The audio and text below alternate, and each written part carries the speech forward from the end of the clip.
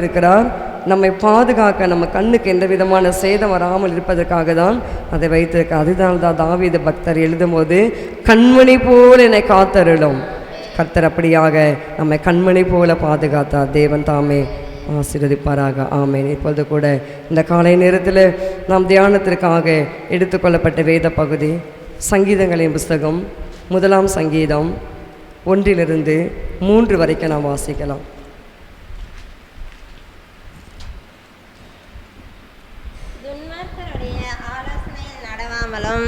பாவிகளுடைய வழியில் நில்லாமலும் பரியாசக்காரர் உட்காரும் இடத்தில் உட்காராமலும் கர்த்தருடைய வேதத்தில் பிரியமாயிருந்து இரவும் பகலும் அவருடைய வேதத்தில் தியானமாயிருக்கிற மனுஷன் பாக்கியவான். அவன் நீர்க்கால்களின் ஓரமாய் நடப்பட்டு தன் காலத்தில் தன் கனியை தந்து இலையுதிராதிருக்கிற மரத்தை போல் இருப்பான். அவன் செய்வதெல்லாம் வாய்க்கும். அவன் செய்வதெல்லாம் வாய்க்கும். ஆமேன். இந்த புது மாதத்தில் கூட கர்த்தருடைய ஆவியானவர் நமக்கு கொடுக்கிற ஒரு வாக்குத்தத்தம், நம் காரியங்கள் எல்லாம் வாய்க்கும். அவன் செய்வதெல்லாம் வாய்க்கும். அதுதான் இப்பொழுது நாம் தியானிக்க போகிறோம். கடந்த நாட்களில் கூட நாம் எத்தனையோ பிரச்சனைகள் வழியாக கடந்து வந்திருக்கலாம்.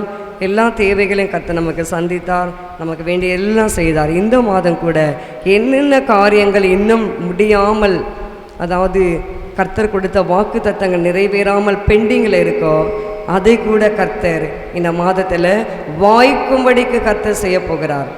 அதனால தான் அவன் செய்வதெல்லாம் வாய்க்கும். அப்போ அவன் என்றால் இந்த இடத்துல யாரை குறிக்குது என்றால் 1 வசனத்தில் நாம் என்ன வாசிக்கிறோம்? வாசித்து பாருங்கள். 1 வசனம் முதல் வரி. ஆமே. துன்மார்க்கருடைய ஆலோசனை நடவாமலும். அப்போ இன்றைக்கு அநேகர் துன்மார்க்கமாய் சில ஆலோசனைகள் சொல்லி கொடுப்பார்கள். நம்ம குடும்பத்தை இப்படி நடத்துவது, கடன் இப்படி வாங்கலாம், இந்த ஃபைனான்ஸ் கொடுக்குறாங்க, அந்த ஃபைனான்ஸ் கொடுக்குறாங்க, அந்த சீட்டு கம்பெனி, இந்த சீட்டு பிடிக்கலாம், அதை பிடிக்கலாம், இப்படி பல காரியங்களை சொல்லி கொடுப்பார்கள். அதான் துன்மார்க்கருடைய ஆலோசனை நடவாமலும். அடுத்து கொஞ்சம் கம்மி பண்ணுங்க. பாவிகளுடைய வழிகள் என்னது? ஆமேன், ஆமேன், ஆமேன், ஆமேன். போதும். அப்போ பாருங்க, இத்தனை காரியங்கள் இருக்கு. துன்மார்க்கருடைய ஆலோசனை நடக்கக்கூடாது, பாவிகளுடைய வழியிலே என்ன செய்யக்கூடாது? நிற்கக்கூடாது, பரியாசக்காரர் உட்காரும் இடத்தில் உட்காரக்கூடாது. சில பேர் பார்த்தீங்கன்னா பரியாசக்காரர்கள் கும்பலாக ஒரு இடத்துல உட்கார்ந்து நன்றாக அரட்டை அடிப்பார்கள், சிரிப்பார்கள். கிறிஸ்தவர்களை தான் நான் சொல்லுகிறேன். மற்ற நம்ம ஹிந்துஸ்களுக்கெல்லாம் அவங்க நான் சொல்ல முடியாது, ஏன்னா அவங்களுக்கு தெரியாது. பட் கிறிஸ்தவர்கள் பார்த்தீங்கன்னா நீங்கள் பாருங்கள், அதுக்காக தான் தாவீது இந்த சங்கீதத்தை எழுதுகிறாரு. அப்போ பாருங்கள், ஒரு கூட்டம் அப்படியே உட்கார்ந்து என்ன செய்யும்? பரியாசம் பண்ணி சிரித்து கொண்டு இருக்கும். அந்த நேரத்தில் தாவீது என்ற பக்தர் என்ன சொல்கிறாரு? கீழே பாருங்களேன், 2வது வசனம். கர்த்தருடைய வேதத்தில் பிரியமாயிருந்து. அதுதான் இந்த அவன். இந்த அவன் என்றால் யாரு? கர்த்தருடைய வேதத்தில் பிரியமாயிருக்க வேண்டும். அப்போ இன்றைக்கு நம்முடைய வாக்குத்தத்தம் கர்த்தர் என்ன கொடுக்குறாரு? அவன் செய்வதெல்லாம் வாய்க்கும். அப்போ நம் செய்கிற காரியங்கள் எல்லாம் வாய்க்க வேண்டுமானால் நாம் செய்ய வேண்டிய காரியம் என்ன சொல்லுங்கள்?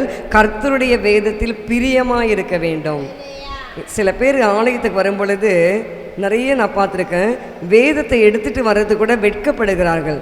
கேட்டால் சொல்லுவார்கள், இப்போ தான் செல்ஃபோன்லேயே வேதம் இருக்குது அப்படின்னு சொல்லுவார்கள். செல்ஃபோன் எல்லாம் ஒரு நாள் அந்த சிக்னல் எல்லாம் மறைந்து விடும்.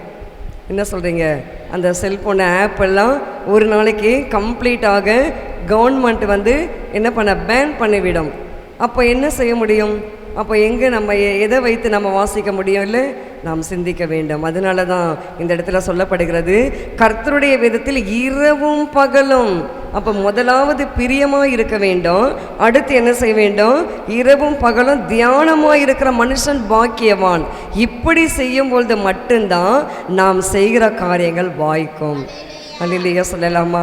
இன்றைக்கு கிறிஸ்தவங்க, நான் என்ன செஞ்சாலும் வாய்க்கலையே, என் ஜெபம் கேட்கலையே, கர்த்தர் என்னை ஜெபத்தை கேட்கலையே, என்னை கைவிட்டாரே. கர்த்தர் கைவிடலை. கர்த்தர் நம் ஜெபத்தை கேட்காமல் இல்லை, அவர் கேட்கிற தேவன், நம் சத்தத்துக்கு அவர் செவி கொடுக்கிற தேவன். ஆனால் நம்ம என்ன செய்யறதில்ல? அநேகர் எல்லாரும் இல்லை, சிலர் தான் நான் சொல்ல முடியும், கர்த்தருடைய வேதத்தில் நம்ம பிரியமாயிருந்து அதை இரவும் பகலும் தியானிக்க வேண்டும். நாங்கள் வேலைக்கு போகிறோமே எப்படி, நான் நிறைய முறை சபையில் சொல்லியிருக்கிறேன், நாங்கள் வேலைக்கு போகிறோமே எப்படி இரவும் பகலும் தியானிக்கிறது, இரவும் பகலும் எப்படி நம்ம வாசிக்கிறதுன்னு நீங்கள் கேட்கலாம். உங்களுக்கு நேரம் கிடைக்கும் போதெல்லாம் நீங்கள் வாசிங்கள். எப்பொழுதெல்லாம் நேரம் கிடைக்கும், டீ குடிக்க நேரம் கிடைக்கும், பேச நேரம் கிடைக்கும், ஃப்ரெண்ட்ஸுங்களோட போய் பேச நேரம் கிடைக்கும் இல்லையா? அப்போ அந்த நேரத்தில் நம்ம என்ன செய்யலாம், ஒரு அதிகாரம், ஒரு 10 வசனம் அல்லது ஒரு 2 அதிகாரம் இப்படி நம்ம என்ன செய்யலாம், இப்படி நம்ம வாசிக்கலாம். வாசிக்கிறது மாத்திரமல்ல, இதை நம்ம என்ன செய்ய வேண்டும், தியானிக்க வேண்டும். எப்படி தியானிப்பது? ஒரு அமைதியான ஒரு இடத்துல உட்கார்ந்து அமைதியாக வேதத்தை வாசித்து அமைதியான ஒரு இடத்துல நம்ம என்ன செய்ய வேண்டும், தியானிக்க வேண்டும். இன்றைக்கு உலக மக்கள் எல்லாம் ஒரு இன்டர்நேஷ்னல் ஒரு இதாக கொண்டாடுகிறார்கள். உங்களுக்கு தெரியும், யோகா இன்டர்நேஷ்னல் உலக தேசிய அளவில் இன்றைக்கி யோகாவானது அப்படியே பரப்பி இருக்கிறார்கள். அந்த யோகாவில் என்ன ஒரு தன்மை இருக்குது, அவங்க போயிட்டு ஒரு இடத்துல என்ன செய்வார்கள், தியானிப்பார்கள். அந்த தியானம் செய்யும்பொழுது அந்த அசுத்த ஆவியானது அவருடைய சரீரங்கள் அப்படி இறங்கி அவருடைய எல்லாம் ஸ்பாயில் பண்ணிவிடும். இன்றைக்கு நமக்கு அந்த தியானம் இருக்கக்கூடாது. அப்போ நமக்கு என்ன தியானம் இருக்க வேண்டும் சொல்லுங்கள், கர்த்தருடைய வேதத்தில் பிரியமாக இருந்து நம்ம தியானிக்க வேண்டும். அப்போ கர்த்தருடைய வேதத்தை தியானிக்கும் போது தான் நமக்கு என்ன உண்டாகும் சொல்லுங்கள், நமக்கு காரியங்களை கர்த்தர் வாய்க்க பண்ணுவார். அதனால தான் ஃபாதர் பெர்க்மான்ஸ் ஒரு பாட்டு பாடுவார், வழியை கர்த்தருக்கு கொடுத்து விடு, அவரையே நம்பியிரு, வழியை கர்த்தருக்கு கொடுத்து விடு, அவரையே நம்பியிரு. ஆமென். கர்த்தருக்கு நம் வழியை கொடுக்க வேண்டும், நம் அவரையே நம்பி இருக்க வேண்டும். அப்படி இருக்கும் பொழுது நம் காரியங்களை கர்த்தர் வாய்க்க பண்ணுவார். யோசுவாவின் புஸ்தகம் 1ஆம் அதிகாரம் 8ஆம் வசனத்தில் நாம் வாசிக்கிறோம். யோசுவா என்ற பக்தன் கூட இந்த இடத்துல பாருங்க, அவர் மோசேயினால் கொடுக்கப்பட்ட நியாயப்பிரமாண புஸ்தகம் 5 ஆகமங்கள், மோசேயினால் கொடுக்கப்பட்டது 5 ஆகமங்கள், ஆதி ஆகமம், யாத்திராகமம், எண்ணாகமம், உபாகமம் என்று சொல்லி 5 ஆகமங்கள். இந்த 5 ஆகமங்களின் நியாயப்பிரமாணங்களையும் நன்றாக கற்று தேறின ஒரு மனிதன் யோசுவா. அதனால் அவர் என்ன செய்கிறார் பாருங்க, யோசுவா 1ஆம் அதிகாரம் 8ஆம் வசனம். யோசுவாவின் புஸ்தகம் 1ஆம் அதிகாரம் 8ஆம் வசனம். இந்த நியாயப்பிரமாண புஸ்தகம் உன் வாயை விட்டு பிரியாதிருப்பதாக, இதில் எழுதி இருக்கிறபடியெல்லாம் செய்ய நீ கவனமாய் இருக்கும்படி இரவும் பகலும் அதை தியானித்து கொண்டிருப்பாயாக. அப்பொழுது உன் வழியை வாய்க்க பண்ணுவாய், அப்பொழுது புத்திமானாய் நடந்து கொள்ளுவாய். பார்த்தீங்களா? அப்போ இந்த நியாயப்பிரமாண புஸ்தகம் என்றால் கர்த்தருடைய வேதம். இந்த கர்த்தருடைய வேதத்தை நம்ம என்ன செய்ய வேண்டுமா, அவர் அந்த யோசுவா என்ன செய்திருக்கிறாரு, அவர் தன் வாயை விட்டு பிரியாதிருப்பதாக. நம்முடைய வாயில் கூட பாருங்களேன், எப்பொழுதுமே என்ன இருக்க வேண்டும் சொல்லுங்கள், ஒன்று துதி இருக்க வேண்டும், இன்னொன்று வேத வசனம் இருக்க வேண்டும். இன்றைக்கு நம் வாழ்க்கையில் இருக்கிறதா என்று நாம் ஆராய்ந்து பார்க்க வேண்டும். எப்பொழுதுமே நமக்கு துதி இருக்கணும். அடுத்து என்ன இருக்க வேண்டும், வேத வசனம். வேத வசனம் தான் நம்ம என்ன செய்யும், மன மகிழ்ச்சிக்குள்ளாக மாற்றும். அதனால தான் யோசுவா என்ற பக்தன் பாருங்க, உன் வாயை விட்டு பிரியாதிருப்பாக, இதில் எழுதி இருக்கிறபடியெல்லாம் செய்ய நம்ம எப்படி இருக்க வேண்டுமா, கவனமாக இருக்கும்படி இரவும் பகலும் அதை தியானித்து கொண்டிருப்பாயாக. அப்போ இரவும் பகலும் யார் ஒருவர் கர்த்தருடைய வசனத்தை தியானிக்கிறார்களோ அவர்களுடைய காரியங்களை தான் கர்த்தர் வாய்க்க பண்ணுவார். அல்லேலூயா சொல்லலாமா? இன்றைக்கு உங்கள் காரியங்களை கர்த்தர் வாய்க்க பண்ண போகிறார். நீங்கள் கர்த்தர் சமூகத்தில் வந்திருக்கிறீங்க. இந்த காலை வேளையில் எவ்வளோ உங்களுக்கு வேலை இருக்கும், எவ்வளோ பொறுப்பு இருக்கும், எல்லாவற்றையும் விட்டு நீங்கள் கர்த்தர் சமூகத்தில் வந்திருக்கிறீங்கல்ல, கர்த்தர் உங்களை கைவிட மாட்டார். உங்கள் காரியங்களை கர்த்தர் வாய்க்க செய்வார். என் ஜெபம் கேட்கலையே, என் குடும்பத்தில் இன்னும் ஒரு ஆசீர்வாதம் வரலையே, என் பிள்ளைகளுடைய காரியத்தில் இன்னும் எதுவுமே நடக்கலையே, நான் இப்படி தானே இருக்கிறேன், மற்றவங்கெல்லாம் அப்படி இருக்காங்களே, ஏன் என் குடும்பத்தில் மாத்திரம் இப்படி இருக்கு என்று சொல்லி நீங்கள் நினைக்கிறீங்களா?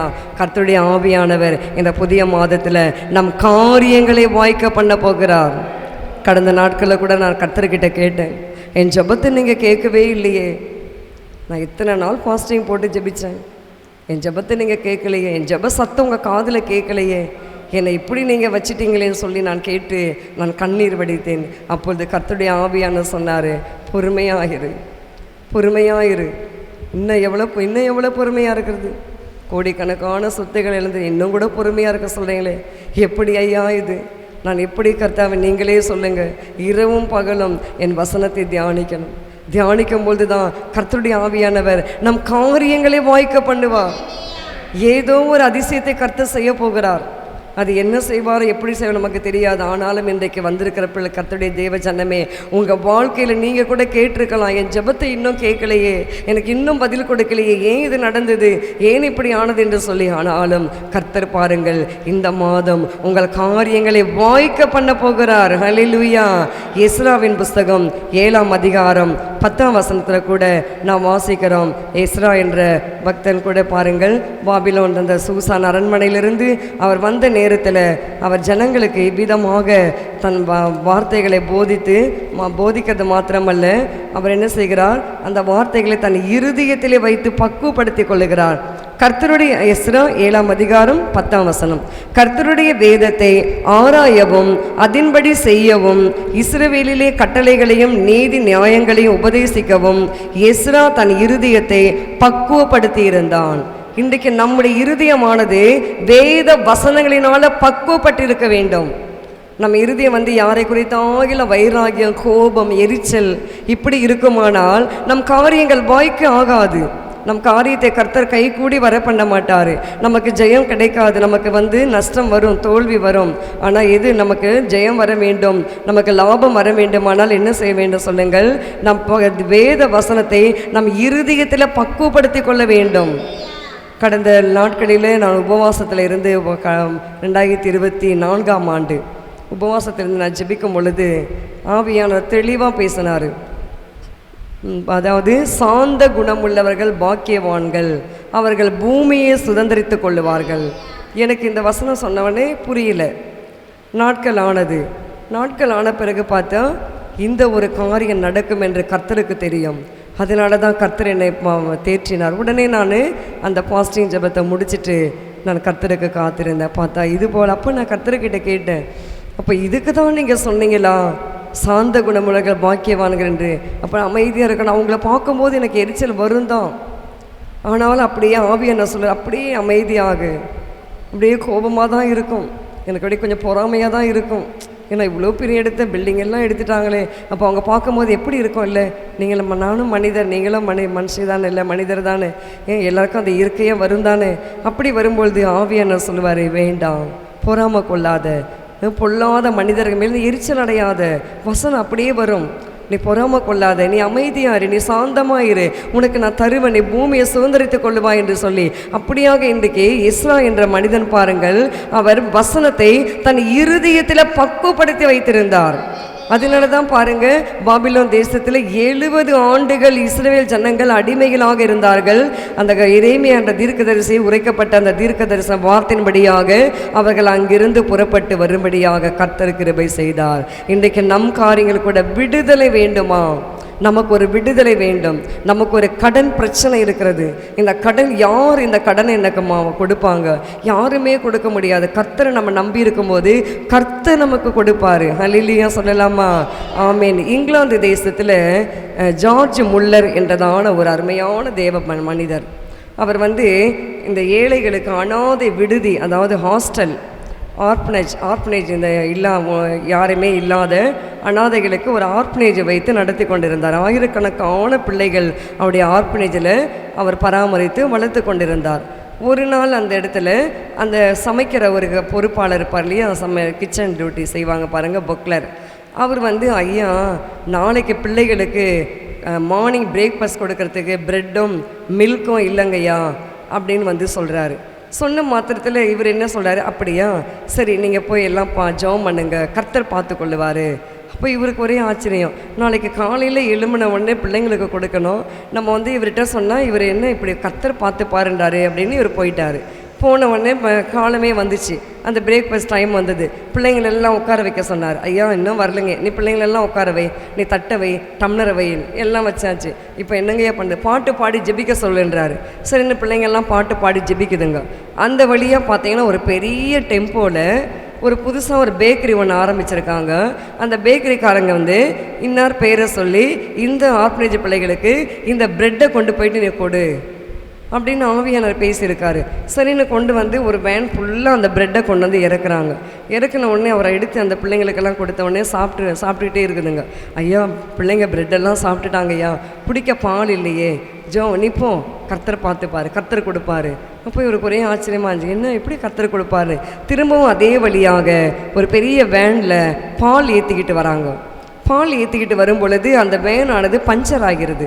அப்போ பஞ்சர் ஆனவுடனே அது எப்படி அதை சரி பண்ண வேண்டுமானால் அந்த பால் அத்தனையும் எடுத்து வெளியில் இறக்கி வச்சாதான் அந்த வேனுக்கு வந்து பஞ்சர் போட முடியுமா.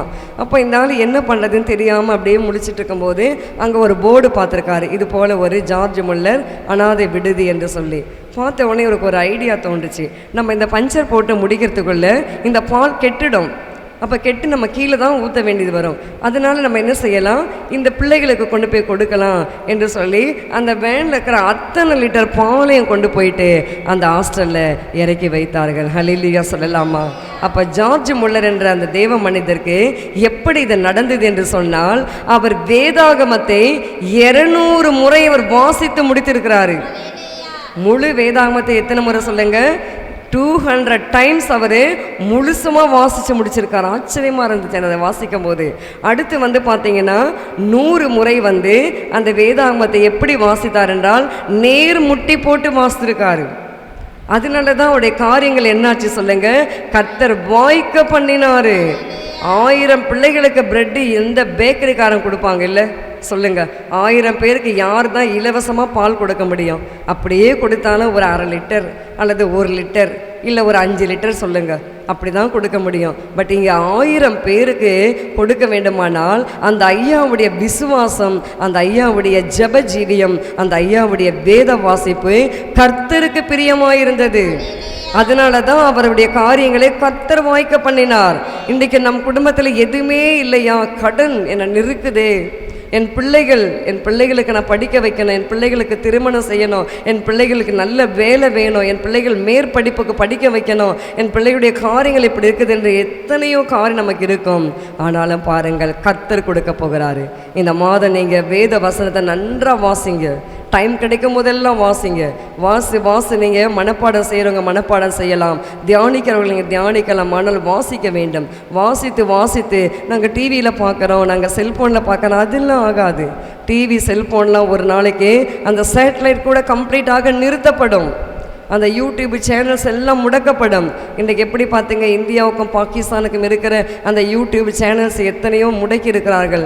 அதுபோல் ஒரு நாளில் இதுவும் நடக்கும். அப்பொழுது நம்ம ஓடி எங்குமே நம்ம என்ன செய்ய முடியாது, வேதத்தை வாசிக்க முடியாது. ஒவ்வொரு கர்த்தருடைய பிள்ளைகள் கருத்திலும் என்ன இருக்க வேண்டும், முழு வேதாகமம் இருக்க வேண்டும். அந்த முழு வேதாகமத்தை நான் ப்ராப்பராக நான் வாசிக்கணும். காலமே எழும்பி எல்லாத்தையும் முடிச்சுட்டு ஒரு வேளை உனக்கு நேரம் இல்லை, நாங்கள் வேலைக்கு போகிறோங்கன்னா ஓகே பரவாயில்லை, நீங்கள் வேண்டாம், ஈவினிங் வந்து நீங்கள் வாசிங்க, படுக்கிறதுக்குள்ளே வாசிங்க. அந்த ஐயா நான் கணக்கு போட்டு பார்த்தேன், அந்த ஐயா எப்படி வாசிருப்பார், இன்னும் நான் கூட இனிமேல் வாசிக்கணும், நானும் கம்மியாக தான் இருக்கிறேன், 200 முறை வாசிருக்கிறாரே, நம்ம வருடத்துக்கு 1 முறை வாசிட்டு நமக்கு பெருமையாக நினச்சிக்கிறோம். அவர் இந்த இருக்கிற நாட்களில் 200 முறை வேதத்தை வாசிருக்காரே. ஆவியானவரே, எனக்கும் அந்த கிருபை தாங்க, நானும் இனிமேல் வேதத்தை அவ்விதமாக வாசிக்கணும் என்று சொல்லி இதை தியானிக்கும் பொழுது நான் கர்த்தரிடத்தில் கேட்டேன். ஹல்லேலூயா, கர்த்தர் நிச்சயமாக கொடுப்பார். அது மாத்திரமல்ல, சங்கீத புஸ்தகம் 119ஆம் சங்கீதம் 99ஆம் வசனத்தை வாசித்து பாருங்க. சங்கீத புஸ்தகம் 199ஆம் அதிகாரம் வசனம் 99. உம்முடைய சாட்சிகள் என் தியானமாய் இருக்கிறபடியால் எனக்கு போதிக்கிற எல்லாரிலும் அறிவுள்ளவனாய் இருக்கிறேன். அடுத்தபடி இந்த வேதத்தை நம்ம தியானிக்கும் பொழுது நமக்கு தேவன் ஞானத்தை கொடுப்பார். முதலாவது காரியங்களை வாய்க்க பண்ணுவார், அடுத்து நமக்கு ஞானம் கொடுப்பார், அறிவு கொடுப்பார், புத்தி கொடுப்பார். தாவீது பாருங்க, அவர் இரவும் பகலும் வேதத்தை தியானித்தபடியினால புத்திமானாய் நடந்து கொண்டார் என்று சொல்லி ஒரு இடத்துல வாசிக்கிறோம். அவர் புத்திமான நடந்தபடினால ஒவ்வொரு விஷயத்தையும் கர்த்தர்கிட்ட கேட்டு தான் செய்வார். அவர் யுத்தத்துக்கு போகலாமா, இந்த இடத்துல நான் தங்கலாமா, இந்த கோயில் இருக்கலாமா, இதை செய்யலாமா என்று சொல்லி ஒவ்வொரு காரியத்தையும் கர்த்தரிடத்தில் கேட்டு செய்யும் பொழுது தேவன் அவருக்கு என்ன கொடுத்தாரு, புத்தியை கொடுத்தார். அது மாத்திரமல்ல, உபாகம புஸ்தகம் 29ஆம் அதிகாரம் 9ஆம் வசனத்தை வாசிங்கள். உபாகமம் 29:9.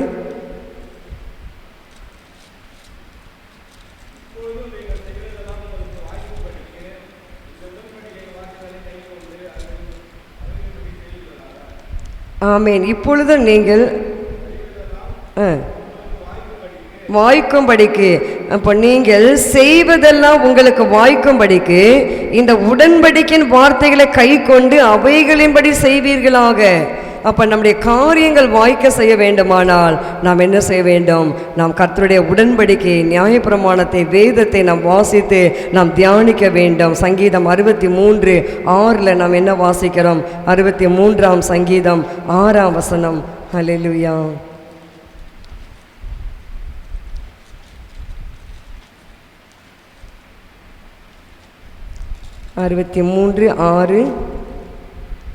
என் படுக்கையின் மேல் நான் உம்மை நினைக்கும் போது ராஜாமங்களில் உம்மை தியானிக்கிறேன். படுக்கையில் நாம் படுக்கும் பொழுது கூட நம்ம கர்த்தரை நினைத்து கொள்ளலாம். நான் படுக்கும் பொழுது தான் நமக்கு நிறைய பாரங்கள், இதை செய்கிறது, எப்படி பண்ணுறது, என்ன பண்ணுறது, ஏது பண்ணுறது, பல பிரச்சனை, பல மன அழுத்தங்கள். ஆனால் இங்கே தாவீது பாருங்கள், என் படுக்கையில் நான் தியானிக்கிறேன். அப்படி தியானிக்கும் பொழுது நம் காரியங்களை கர்த்தர் என்ன செய்வாராம்? வாய்க்க பண்ணுவார். இன்னொரு இடத்துல சங்கீதத்தில் நம்ம வாசிப்போம், உம்முடைய வேதம் என் மனமகிழ்ச்சியாக இராதிருந்தால் நான் துக்கத்திலே அழிந்திருப்பேன். அது மாத்திரமல்ல, உம்முடைய வேதம் என் கால்களுக்கு தீபமாக இருக்கிறது, என் பாதைக்கு வெளிச்சமாக இருக்கிறது. 119ஆம் சங்கீதத்தில் நான் வாசிக்கிறோம். வாசிங்கள் 119ஆம் சங்கீதம். தாவீது பண்ணுற பக்தர் பாருங்க, அவருக்கு எத்தனையோ நெருக்கங்கள், தாவீதுக்கு எத்தனை போராட்டங்கள். வாசிங்க. ஆமாம், வசனமா 97, 119, 97 வாசிங்க.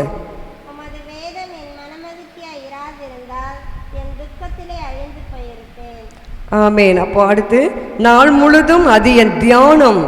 ஏன்னா நாள் முழுதும் அது என் தியானமாக இருக்கிறபடினால நான் துக்கத்தில் அழிந்து போகாதபடி கர்த்தர் என்னை காப்பாற்றினார். இன்றைக்கு நம்ம துக்கம் வரும் பொழுது நாம் என்ன செய்ய வேண்டும்? வேதத்தை நன்றாக வாசிக்க வேண்டும். ஆண்டி அவர்கள் கர்த்தர் 2008ஆம் ஆண்டு நம்முடைய அருமையான ஆண்டி அவர்களை கர்த்தர் எடுத்துக்கொண்டார். எடுத்துக்கொண்ட நேரத்தில் ஐயா அவர்கள் என்ன செய்கிறேன்டா, ஐயாவுக்கு எப்பவுமே பார்த்தீங்கன்னா காலமே தேவ சமூகத்தில் அதிக மணி நேரம் ஜெபம் பண்ணிவிட்டு அவர் படுக்கிறதே 4 மணிக்கு தான், மார்னிங். இரவெல்லாம் ஜெபம் பண்ணுவார், இரவெல்லாம் வேதம் வாசிப்பார். அவர் ரூமில் போய் பார்த்தீங்கன்னா இவ்வளோ பெரிய புக்ஸுங்கள்லாம் இங்கிலீஷில் எல்லாம் காமெண்ட்ரி இருக்கும், எல்லாம் ஆராய்ச்சி பண்ணிகிட்டே இருப்பார். சாப்பாடு கூட அவர் மறந்துடுவார். டீ தான் குடிச்சிட்டே இருப்பார், ஃப்ளாஸ்கில் டீ போட்டு வச்சா அதை குடிச்சிக்கிட்டே வேதம் வாசிட்டே இருப்பார். எங்களுக்கெல்லாம் பார்க்கும்போது ஆச்சரியமாக இருக்கும், இந்த வயசில் கூட இப்படி படிக்கிறார். நின்றுக்கிட்டே படிப்பார், வாசிக்கிட்டே இருப்பார், எழுதிக்கிட்டே இருப்பார். அப்படி இருக்கும்போது ஆண்டி அவர்கள் கர்த்தரை எடுத்துக்கொண்ட நேரத்தில் எல்லாம் இங்கே பாட்டெல்லாம் பாடிட்டு இருக்காங்க.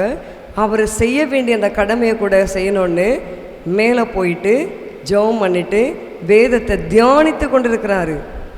எல்லோரும் கேட்குறாங்க, பிஷப் ஐயா வந்துட்டார், ஐயா எங்கள் பாஸ்டர் எங்கே அப்படின்னு கேட்கும்போது மேலே போய், அப்போ வாடகை விடலை, வீடாக தான் இருந்துச்சு.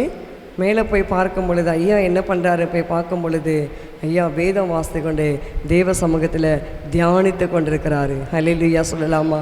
எவ்வளோ பெரிய ஒரு வலது கையே இழந்த நேரத்தில் நம்மெல்லாம் எப்படி இப்போ துக்கத்தில் அழுது புலம்பி ஓன்னு இது பண்ணுவோம். ஆனால் பாருங்கள், கர்த்தருடைய தேவ மனிதர் இரவும் பகலும் அவர் வேதத்தில் தியானமாக இருந்த மனுஷன் அவர். நாங்கள் பார்த்துருக்கோம், நான் சின்ன வயசுலேருந்து நான் பார்த்துருக்குறேன். எனக்கு ஆச்சரியமாக இருக்கும், ஐயோ எனக்கு கூட இது போல கிருபை வந்தால் நல்லா இருக்குமே ரொம்ப நான் யோசிப்பேன். ஒவ்வொரு அப்போ தான் கார் செல்ஃப் டிரைவர், அவரே கார் ஓட்டுவார், டிரைவர்லாம் கிடையாது. கார் ஓட்டிட்டு விசிட்டிங் முடிச்சுட்டு ஊழியம் முடிச்சுட்டு வரும்போது எல்லாம் டயர்டாக இருப்போம், படுத்துருவாங்க. ஆண்டி கூட படுத்துருவாங்க ஒரு பாய் போட்டு. ஆனால் ஐயா என்ன செய்வார் தெரியுமா? வேதம் வாசிப்பார், ஜெபம் பண்ணிகிட்டே இருப்பார். இந்த இரவெல்லாம் டார்ச் லைட்டு கையில் வச்சுக்கிட்டு இந்த காம்பவுண்டை சுற்றி சுற்றி சுற்றி சுற்றி ஜெபித்த ஒரு தேவ மனிதர். மழை பெய்யும் போது நாங்கள் எல்லாம் அப்படியே உட்காந்துட்டு இருப்போம், ஒழுகும், எங்களுக்கு வேறு இடம் இருக்காது, கூரை சபை. நாங்கள் எல்லாம் உட்காந்து சோத்திரம் பண்ணிருப்போம். ஐயா மாத்திரம் தலைப்பா கட்டிக்கிட்டு டார்ச் லைட்டை கையை வச்சுக்கிட்டு அப்படியே சுற்றி எங்களுக்கு பாதுகாப்பு போல் அவர் சுற்றி இந்த வேத வசனத்தை சொல்லிக்கொண்டே வருவார். ஹல்லேலூயா சொல்லலாமா? இன்றைக்கு கூட தாவீது என்ற பக்தன் பாருங்களேன், என் துக்கத்திலே உங்களுடைய வேதம் என் மனமகிழ்ச்சியாக இராதிருந்தால் என் துக்கத்தில் நான் அழிந்திருப்பேன். இன்றைக்கு நம்ம துக்கத்தில் அழிந்து போகாமல் இருக்க வேண்டுமானால் நமக்கு வேத வசனக்கு மனமகிழ்ச்சியாக இருக்க வேண்டும். அந்த வேத வசனத்தை வாசித்து நாம் தியானித்து நம்ம இருதயத்தில் நாம் பதித்து கொள்ள வைத்து கொள்ள வேண்டும். ஹல்லேலூயா சொல்லலாமா? எல்லாரும் கிண்டல் பண்ணாங்க, இந்த ஐயாவுக்கு ஆண்டி மேலே அன்பே இல்லை, ஆண்டியுடைய ரிலேஷன்ஸ் எல்லாம் அன்பே இல்லை, சித்தப்பாவுக்கு அன்பு இல்லை, அது இல்லை, பாரு என்ன அவர் நான் திருடிட்டா போய் வந்தார், அவர் நான் தீவிரவாதி மாதிரி துப்பாக்கி எடுத்து சுடுறதுக்கு போனார். வேதத்தை தியானித்தார். ஜெபத்தில் இருந்தார். அது முடியாது தான். ஆனாலும் பாருங்கள், தேவ சமூகத்தில் நாம் கொடுக்க வேண்டிய அந்த நேரத்தில் கூட சரியா இருந்தார். சாம்சுந்தர் ஐயா கூட அவங்க அம்மாவை கர்த்தரை எடுத்துக்கொள்ளும் போது நான் அந்த இதில் நான் போயிருந்தேன் ஏசிய சபைக்கு. அப்போ ஐயா கூட அப்படி தான், அப்படியே உள்ளுக்குள்ளே இருக்க துக்கம் இருக்குது. சாம்சுந்தர் ஐயாவுக்கு ஆனாலும் வெளியில் காட்டிக்கொள்ளாதபடி அவர் சொல்லும்போது இப்படி தான் சொன்னார், எனக்கு துக்கம் இருக்கும் தான், ஆனால் நான் வெளியில் காட்டிக்கொள்ளலை. அப்போ பக்தர்கள்லாம் அப்படி தான் செய்வார்கள், பரிசுத்தவான்கள்லாம் அப்படி தான் இருப்பார்கள், வேதத்தை தியானிப்பார்கள். அருமையான ஐயா சாம்சுந்தரம் ஐயா அவர்கள் வாலிப வயதில் அவர் இயேசுவை ஏற்றுக்கொண்டவுடனே தன்னுடைய சொந்த சாட்சியை அவர் டிராக்ட் மூலமாக அவர் பிரிண்ட் பண்ணி எல்லாருக்கும் கொடுத்து அநேக ஆத்துமாக்களை தேவ சமூகத்தில் நடத்தின அருமையான பரிசுத்தவான். ஹல்லேலூயா சொல்லலாமா? இன்றைக்கு நம்முடைய வாழ்க்கையில் கூட வேதம் மனமகிழ்ச்சியாக இருக்க வேண்டும். வேதத்தை நாம் தியானிக்க வேண்டும், வேதத்தை நாம் நேசிக்க வேண்டும். உம்முடைய வேதத்தை நேசிக்கிறவர்களுக்கு எப்படி சொல்லுங்க, மிகுந்த சமாதானம் உண்டு. அதை எடுத்து வாசிங்க, 119 சங்கீதம். உம்முடைய வேதத்தை வாசிக்கிறவர்களுக்கு எப்படியா, மிகுந்த சமாதானம் உண்டு. அடுத்தபடி நமக்கு என்ன உண்டு சொல்லுங்க, சமாதானம். நமக்கு மிகுந்த சமாதானம் வேண்டுமானால் நீங்கள் வேதத்தை வாசிக்க வேண்டும். யார் மீதாகிலும் உங்களுக்கு கசப்பு இருக்குமானால், யார் மீதாகிலும் உங்களுக்கு வைராக்கியம் இருக்குமானால், கோபம் இருக்குமானால், அதை நீங்கள் விட்டு அந்த நேரத்தில் நீங்கள் என்ன செய்ய வேண்டும், நீங்கள் வேதத்தை எடுத்து நீங்கள் வாசிக்க வேண்டும். எடுத்துட்டீங்களா? வாசிங்க. 119 165 119 சங்கீதம் வசனம் 165. உம்முடைய வேதத்தை நேசிக்கிறவர்களுக்கு மிகுந்த சமாதானம் உண்டு, அவர்களுக்கு இடரல் இல்லை. அவர்களுக்கு இடரல் இல்லை. ஏனென்றால் மிகுந்த வேதத்தை அவங்க நேசிக்கிறாங்க, வாசிக்கிறாங்க. அதனால் அவர்களுக்கு என்ன உண்டு சொல்லுங்க, மிகுந்த சமாதானம் உண்டு. இடரல் கிடையாது, தடைகள் கிடையாது. தடைகள் எல்லாம் விலகிடும். எப்படிப்பட்ட பிரச்சனைகள் வந்தாலும் நீங்கள் வேதத்தை வாசித்து பாருங்களேன். அந்த ஜார்ஜ் முல்லர் என்ற தேவ மனிதருக்கு தேவன் செய்தாரே, நமக்கு செய்ய மாட்டாரா? இல்லை, செய்வாரா? செய்ய மாட்டாரா? நமக்கு விசுவாசம் வேணும், நமக்கு நம்பிக்கை வேணும், நாம் தியானிக்க வேண்டும். நம் கர்த்தருடைய சமூகத்தில் இரவும் பகலும் பிரியமாயிருந்து தியானித்து கொண்டிருக்க வேண்டும். அப்படி செய்யும்பொழுது நம் காரியங்களை கர்த்தர் வாய்க்க பண்ணுவார். ஹல்லேலூயா. அது மாத்திரமல்ல, அடுத்தபடி அந்த வேதத்தை வாசிக்கிறவங்களுக்கு தேவன் சுகத்தை கொடுக்கிறார். 107 சங்கீதம் 20 வசனம். 107:20 சங்கீத புஸ்தகம் 107:20. அவர் தமது வசனத்தை அனுப்பி அவர்களை குணமாக்கி அவர்களை அழிவுக்கு தப்புவிக்கிறார். இந்த வேத வசனத்தை தியானிக்கிற பிள்ளைகளுக்கு அழிவுக்கு தப்புவிக்கிறார், குணமாக்குறார், நம்முடைய வியாதியை விளக்குவார். நம்ம பலவீனமா இருக்கும் போது, வியாதியா இருக்கும் போது, சுகவீனமா இருக்கும் போது நீங்கள் வேதத்தை வாசிங்க. அநேக ஆண்டுகளுக்கு முன்னதாக நம்முடைய ஐயா அவர்களுக்கு எர்னி ஆப்ரேஷன் பண்ணப்பட்டது. அப்போ பண்ணிட்டு இருக்கும்போது ஃபோன் பண்ணி ஐயா ஆனிமா வரும்போது எனக்கு இந்த இங்கிலீஷ் பைபிள் வேணும், இந்த தமிழ் பைபிள் வேணும், இந்த டைரி வேணும். எதுக்கு? நான் படிக்கணும், அந்த நர்சிங் ஹோமில் இருக்கிற வரைக்கும் நான் படிக்கணும். டாக்டர் சொல்லிட்டாங்க ரெஸ்ட்டில் இருக்கணும்னு. ஆனால் பாஸ்டருடைய வேலை ரெஸ்ட்டில் இருந்தாலும் என்ன செய்யணும் சொல்லுங்கள்? ஒரு கிறிஸ்தவர் பாஸ்டராக கூட இருக்கட்டும், ஒரு கிறிஸ்தவர்கள் என்னதான் இருந்தாலும் தினந்தோறும் வேதம் வாசிக்கணும். அந்த பழக்கத்தை ஐயா கிட்ட நான் பார்த்தேன். அப்போது நர்சிங் ஹோமில் ஒரு வாரம் கிட்டத்தட்ட இருந்தார் ஆப்ரேஷன் பண்ணி. அந்த வாரமெல்லாம் பார்த்தீங்கன்னா அந்த அறையே ஒரு ஜெப அறை மாதிரி மாற்றிட்டார். பைபிள்லாம் கொண்டு அப்படி வச்சுக்கிட்டு அவர் டாக்டர்லாம் பார்க்கும்போது ஆச்சரியப்படுவார். பாஸ்டர் மார்ட்டின், என்ன நீங்கள் பண்ணுறீங்க? நான் உங்களை ரெஸ்ட்டில் தானே இருக்க சொன்னேன், நீங்கள் இது மாதிரிலாம் பண்ணலாமா? நீங்கள் குனியக்கூடாது, நீங்கள் எல்லாம் பண்ணக்கூடாது. சார், எனக்கு இதுதான் தொழில், இதை நான் செய்யலைன்னா என்னால் முடியாது அப்படின்னு இரவும் பகலும் பாருங்கள். அந்த வியாதி, அந்த பலவீனத்தில் கூட கர்த்தருடைய வேதத்தை அவர் தியானித்து கொண்டு இருந்தார். இன்றைக்கி நம்முடைய அனுபவம் அப்படி இருக்க வேண்டும். நாம் கூட வியாதி பலவீனம் வந்தாலும் நாம் வேதத்தை மாத்திரம் வாசிக்க நாம் மறந்து போகக்கூடாது. நாம் வேதத்தை வாசிக்க தான் தேவன் நமக்கு என்ன செய்வார் சொல்லுங்க? அழிவிலிருந்து நம்மை தப்புவிப்பார், நம்மை குணமாக்குவார். நம் வேதமே நமக்கு மருந்து. வேதம் தான் நமக்கு ஔஷதம். அந்த ஔஷதம் என்றால் மருந்து. அந்த மருந்து நமக்கு வேத வசனத்தில் இருக்கிறது. இன்றைக்கு ஒரு தீர்மானம் எடுத்துக்கொள்ளலாமா? இந்த புதிய மாதத்தில் அப்போ நான் கூட இந்த மாதத்திலிருந்து நான் வேதத்தை நான் வாசிக்க போகிறேன், நான் தியானிக்க போகிறேன். அதன்படியாக என் காரியங்களை கர்த்தர் வாய்க்க பண்ணுவார், எனக்கு விடுதலை கொடுப்பார், எனக்கு சுகம் கொடுப்பார், என் தேவைகளை சந்திப்பார் என்று சொல்லி ஒரு நம்பிக்கையோடு நாம் இந்த மாதத்தில் நாம் கடந்து போகலாமா? கர்த்தர் நம்மை ஆசீர்வதிப்பாராக. கண்களை மூடி நாம் ஜெபிக்கலாம். ஹல்லேலூயா, ஹல்லேலூயா. நீதிமான் அனைவருக்கும் வெற்றி உண்டு வெகு விரைவில், நீதிமான் அனைவருக்கும் ஆமென் ஜீசஸ். வெற்றி உண்டு வெகு விரைவில், துணை நின்று கர்த்தரோ நடத்தி செல்வா, துரிதமாய் ஜெயம் தருவா. துணை நின்று கர்த்தரோ நடத்தி செல்வா, துரிதமாய் ஜெயம் தருவா. காத்திரு பொறுத்திரு கர்த்தரையே நம்பியிரு, காரியத்தை வாய்க்க செய்வா, உன் சார்பில் செயலாற்றுவா. காத்திரு பொறுத்திரு கர்த்தரையே நம்பியிரு, காரியத்தை வாய்க்க செய்வா, உன் சார்பில் செயலாற்றுவா. வழியை கர்த்தருக்கு கொடுத்து விடு, அவரையே நம்பியிரு. ஆமென். கர்த்தாவே ஸ்தோத்திரிக்கிறோம் ஐயா. இந்த காலை வேளையில கர்த்தாவே நாங்கள் தியானித்தது போல வேத வசனம் ஐயா எங்கள் இருதயங்களில் இருக்க வேண்டும் ஐயா. இரவும் பகலும் நாங்கள் அதை தியானிக்க வேண்டும் ஐயா. அதனால எங்கள் காரியங்கள் வாய்க்க பண்ணும் ஐயா. அதனால எங்கள் வாழ்க்கையில் இருக்கிற தடைகள் எல்லாம் விலகும் ஐயா. அதனால எங்களுக்கு இருக்கிற பலவீனங்கள் வியாதிகள் மறையும் ஐயா. எங்கள் துக்கத்தில் நாங்கள் அப்பா ஒரு சமாதானத்தை எங்களுக்கு தேவன் கொடுப்பீரப்பா. அதன்படியாக இந்த மாதமெல்லாம் நாங்கள் வேதத்தை வாசித்து அதை தியானிக்கிற பிள்ளைகளாக கர்த்தர் எங்களை மாற்றப்பட கிருபைக்காக நன்றியப்பா. என்னென்ன காரியங்கள் வாய்க்காமல் இருக்கிறதோ அதெல்லாம் இந்த மாதத்தில் ஒவ்வொரு பிள்ளைகளுக்கும் வாய்க்க பண்ணுங்க ஐயா, வாய்க்க பண்ணுங்க. இயேசுவே வீடு இல்லாதவர்களுக்கு வீடு கொடுங்க அப்பா. பிள்ளைகள் கர்த்தா பிள்ளை இல்லாதவருக்கு பிள்ளை கொடுங்கப்பா. அப்பா வேலை இல்லாதவருக்கு வேலையை கொடுங்க கர்த்தாவே.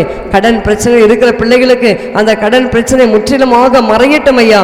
குடும்பங்களில் இருக்கிற பொருள் தேவைகள் அனைத்தும் சந்திக்க வேண்டுமாய் ஜெபிக்கிறையா அப்பா. வியாதியாய் பலவீனமாய் போகிற ஒவ்வொரு பிள்ளைகளை கர்த்தர் நீங்க தொட வேண்டுமாக கேட்கிறேன் அப்பா. அம்மாக்கு நன்றி செலுத்துகிறேன். காத்து கொள்ளுங்க, பலப்படுத்துங்க. சுதிக மகிமையெல்லாம் உமக்கே செலுத்துகிறேன் இயேசுவின் நாமத்தில் பிதாவே, ஆமேன். நாம் சேர்ந்து சொல்லுவோம். என் ஆத்துமாவே கர்த்தரை ஸ்தோத்திரி, என் முழு உள்ளமே பரிசுத்த நாமத்தை ஸ்தோத்திரி. என் ஆத்துமாவே கர்த்தரை ஸ்தோத்திரி, கர்த்தர் செய்த சகல உபகாரங்களையும் மறவாதே. ஆமேன். ஹல்லேலூயா, ஹல்லேலூயா, ஹல்லேலூயா. கர்த்தர் நம்மை ஆசீர்வதிப்பாராக. God bless you. Praise the Lord.